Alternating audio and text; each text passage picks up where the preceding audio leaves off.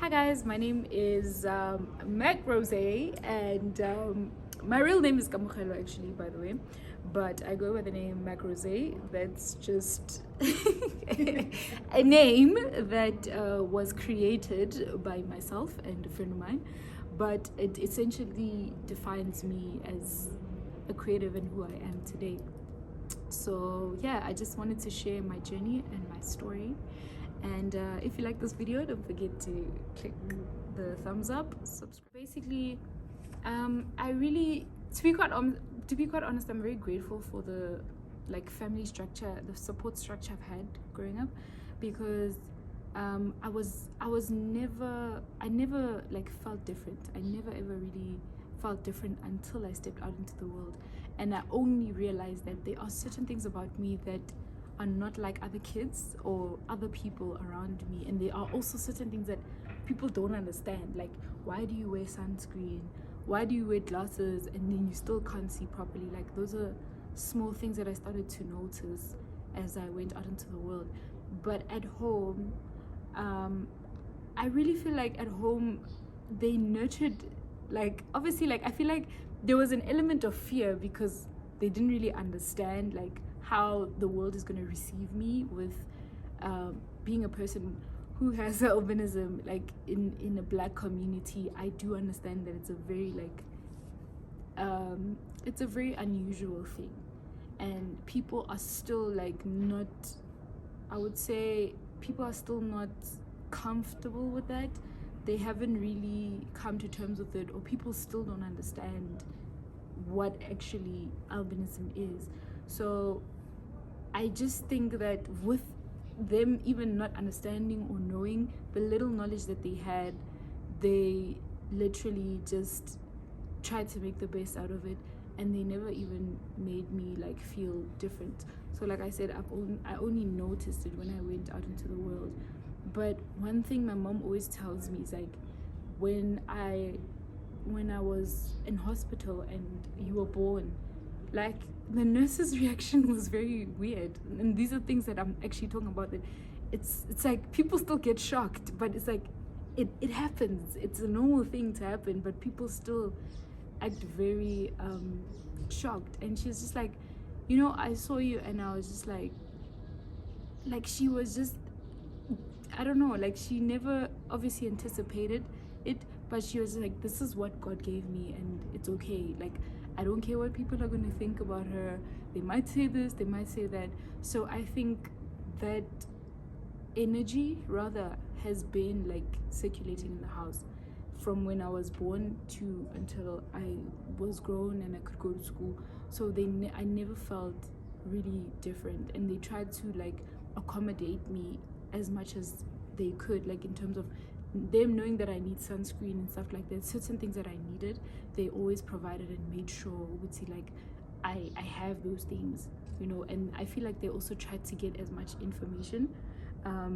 Being that my grandmother was a social worker, I feel she also somehow sourced information to bring back home and to help raise me, So yeah, my background, I really don't have I actually had a great childhood, to be quite honest.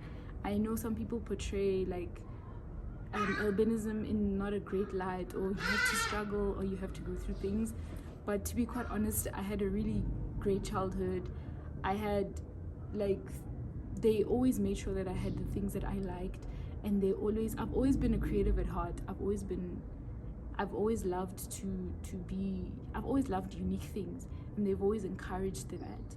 So I think that a strong support structure from home is very, very important. It's very, very important, because I think it determines how you will deal with the world outside, regardless of what they throw at you, because at the end of the day, you don't have control over it.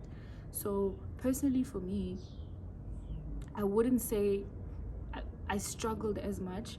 I didn't struggle. Maybe I struggled more with self-confidence and feelings of belonging. That's one thing that I really struggled with when I went to school a lot. I had issues of wanting to belong, and really I was very good at suppressing my feelings, or suppressing like things that I really feel inside, like I would just be like, it's fine, it's not important, nobody's gonna care. Like those are small things that I feel like I've kind of like grasped when I went out into the world. I just felt like I had to fit in, you know, even though I do stand out, but at the same time I still felt the need to try and be like everybody else. So yeah, overall I really had a great childhood, I'm not going to even lie. And I just, like I said, I want to really emphasize that having a really important, like a really strong support structure from your family, and them reassuring you constantly that this is who you are. Like, you are meant to be like this, God created you like that. It's not going to change. People may think whatever they think. Like, even when I'd come home and say, somebody called me this, or somebody said kilehoa, or something like that, and they'll be like, yes, like somebody did say that, but remember that that's not true, and at the end of the day, that's their own opinion about you, and you know who you are. So I would say that that's what has kept me going and kept me very firm and very strong, like a very supportive structure, and people just understanding my needs, because I do have needs that are different from other people. So sometimes when I have somebody who understands it, it helps me a lot.